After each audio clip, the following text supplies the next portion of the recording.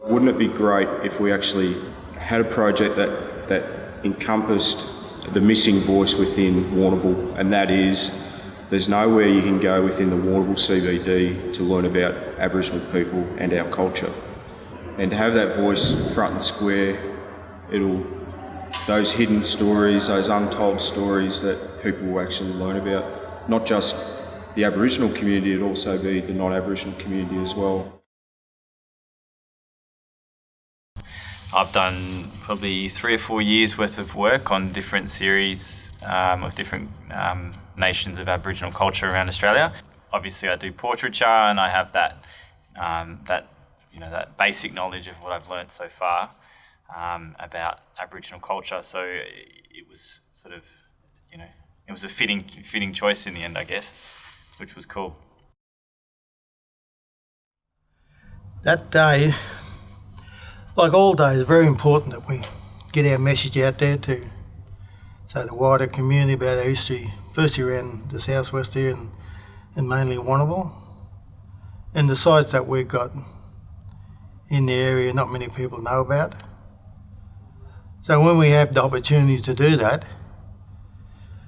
it gives you a new lease of life,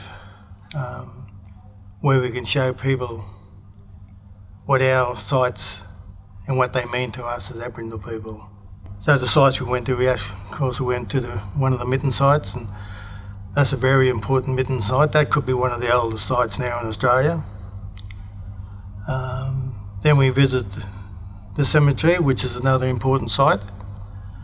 It's the story of Wilmot and a part of his life and what he endured when he was growing up in the area and some of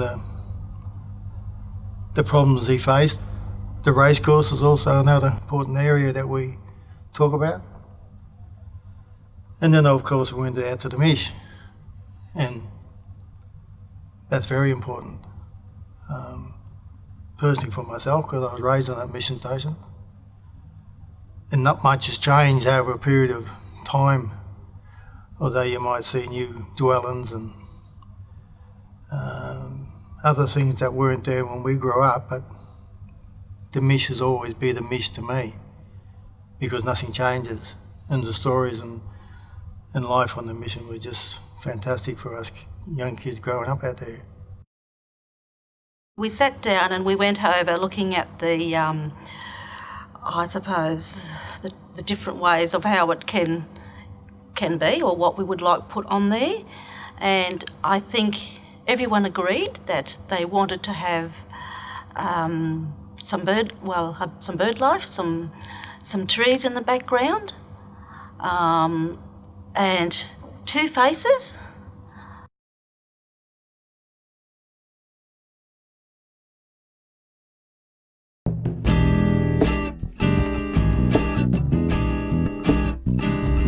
When the rain starts to fall, when your dreaming starts to call, do you know which way to go, when you're dreaming, calling you, it's calling me, can't you see?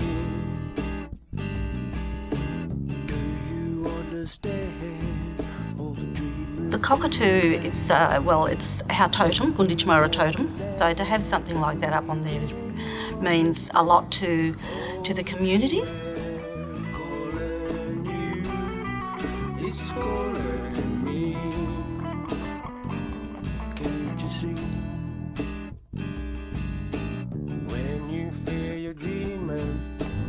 My face being on the wall represents all the Indigenous kids and Indigenous people that have passed and are still alive. And it also doesn't represent just the Indigenous people, it represents Australia. This is the first time where I've done 2 faces next to each other like that. It was a pretty interesting idea at first. I felt a little bit sort of don't know, I didn't know if it was going to work. But because of the angle of the wall, it's sitting on a direct right angle on a corner. I wanted it to look like there was some sort of, almost like it's bending around the corner. And if you stand on the wall, like if you stand across the street and you look at the wall, you can't actually see the corner of the wall, which is really cool. But in your brain, you can sort of, there's like a crazy, I guess it's like kind of like MCSU or something like that, where you get this crazy kind of like shape coming out, and then it all just sort of forms magically.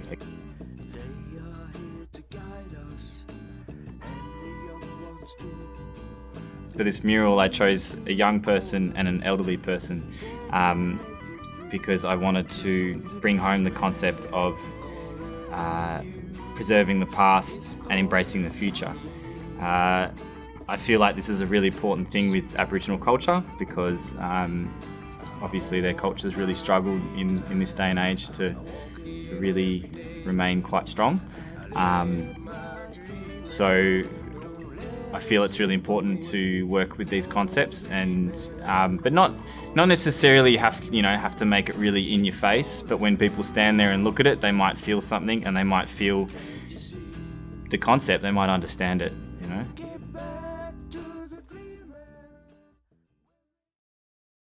I'm honoured to actually have my face on the wall to represent my community. My children were coming down the town to do their shopping. They'd go past and they come home and said yesterday, it looks like one of our aunties up there, because the eyes were up on the wall. And I really don't know how I feel, but I am honoured. 60 years ago, I wouldn't be here. We weren't allowed down this end of the street 60 years ago. We had a little area just up the top end on the highway that we was only allowed in. So if we crossed the street, we got chased by the authorities. So we had a little square, what we called our square, when we came in off the mission station. And anywhere else we couldn't go. So all of a sudden now we're the other end of the street. But it took us 60 years to get here and feel comfortable. I think it's a good start. It's a good start for community to learn more about Aboriginal culture, and then hopefully it branches off into something bigger, and better. Hopefully this will open the door for more people to be able to, come out with things, and let's start looking into what we can do to, I suppose, educate and show people we have more to offer and more to show and share with the community.